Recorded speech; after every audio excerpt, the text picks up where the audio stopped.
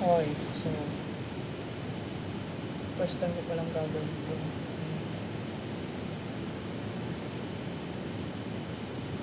Twenty 2024 March 1. Alam kong good for lang. Ayos to yan. Ginawa ko to na last year. Dito ako sa sarili ko.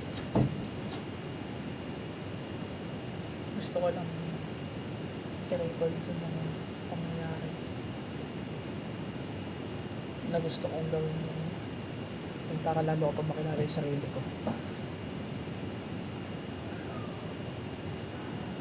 Pumasok siya sa isip ko galing ako sa church ngayon with fellowship.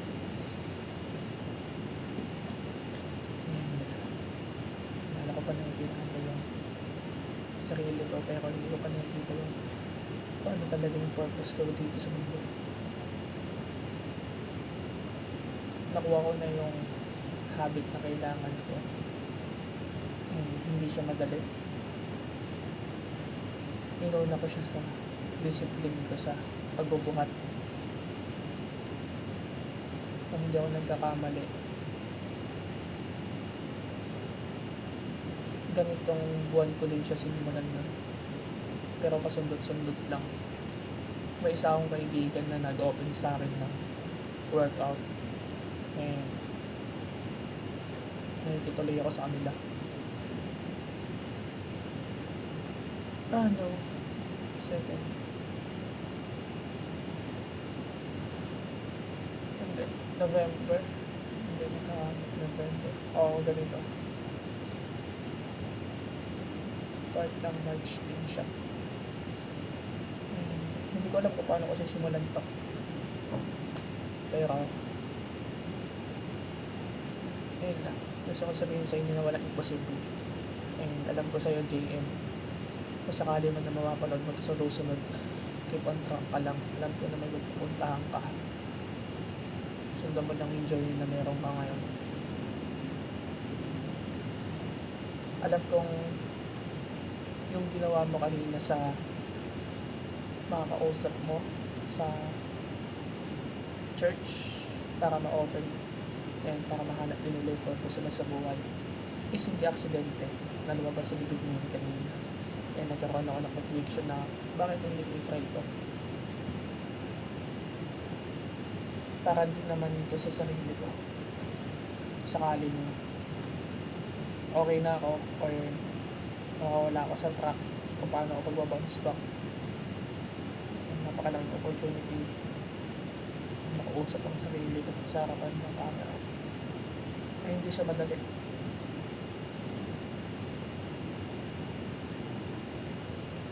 Tinatakbo lang sa isip ko na matapos ko na yung or nasa journey ako ng fitness, ng pag-workout, is gawin ko lang siya ng gawin. I-explore ko lang siya. Sa una, madali siya. Masaya. Tatlong araw. Nakakapagod siya. Feeling mo lalagdating ka. Masyado mong binibibi yung katawan mo dati, JM. And fast talk lang tayo nasa kanangin sa present. Tignan mo kung ano nangyari sa'yo. Nakuha mo yung discipline na gusto mo. Nakikita mo na kung ano yung purpose. Yung ibang laro na gusto mo. Kung ano yung tamang laro. And hindi ka pag-alot ka open.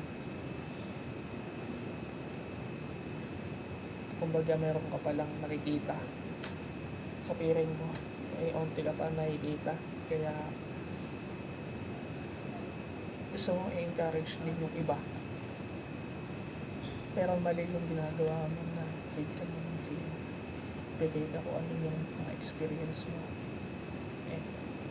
Damo na nagbibigay ka, hindi mo na nakikita yung words. Ayun, nasabi ko lang pagpatuloy mo lang to. I'm on a state ngayon ng buhay ko or ng araw ko na talagang exhausted ako. Laspag yung katawan ko. Umaga pa lang ramdam ko na yung lagnat ko. And hindi ko alam kung mabubuhay ako bukas. And papasalamat ako. May opportunity ako para magsalita sa sarili ko. Yung confident na inaaral ko ngayon, yung behavior na ina-attain ko, yung respect na gusto ko ibigay sa sarili ko, the boundary na kailangan ko i-work yan. Napakadaling manalo ngayon sa buhay. Kailangan mo lang ng consistency at hindi madali yun. Kasi kung madali ito, lahat ng tao ginagawa to. And ang pagiging unique, madami kang sacrifice sa buhay na gagawin. Walang masyadong makakaintindi sa'yo. At the same time, most lang ka. Masalamat ka na lang kasi binigyan ka ng awareness ng Ama.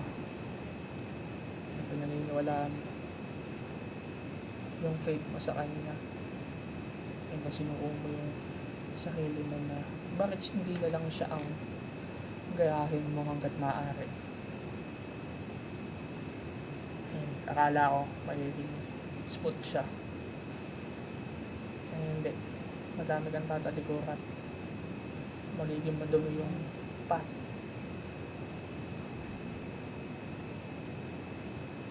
Mapasalamat ako kasi kung hindi ko siguro siya nakilala na maaga at nabuksan ko to, madami na akong pineke. The way na na-open ko ngayon yung awareness ko sa pagbabasa, and aware ako na kaya ko siya apply sa buhay ko. Sa mali ako mapupunta. There's no light without dark.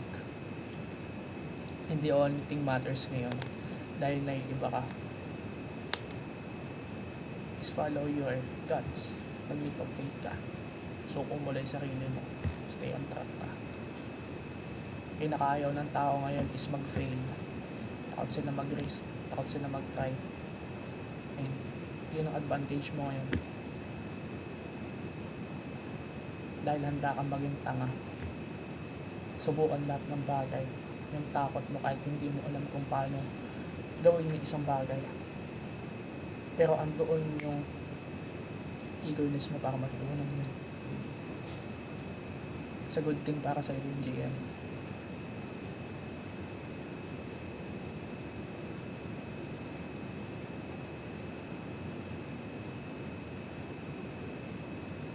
Wala akong masabi about sa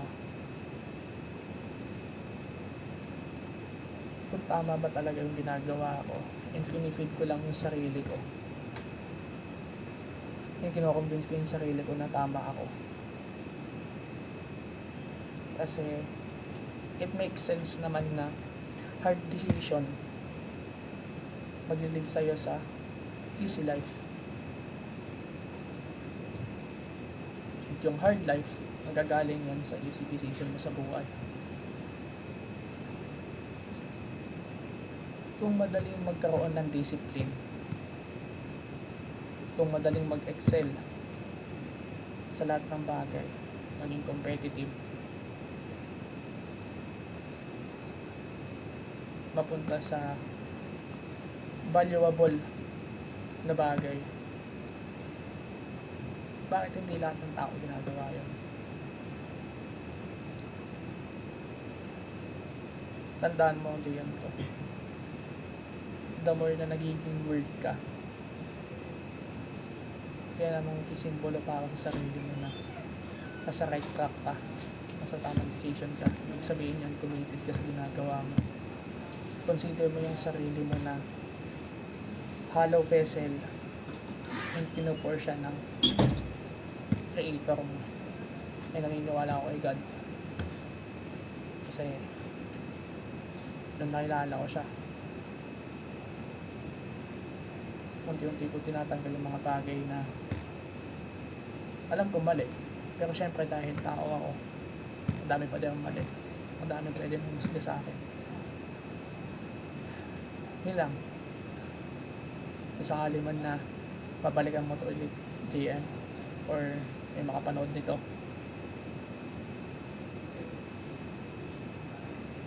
nasabi ko sa iyo na proud ako kasi nagpapatuloy ka pa din. Huwag ka matakot mag-fail. Huwag ka matakot kung mag-suck. Tandaan mo ang fail. Ang fail nag-i-stand yan sa first attempt in learning. Ang wisdom galing sa experience. Hard-earned yan. Hindi lahat ng tao meron yan.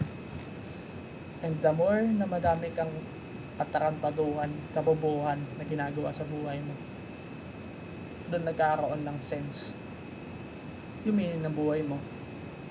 Huwag ka matakot. Try mo lahat ng bagay na alam mong maghahanap ng purpose mo sa buhay, JM.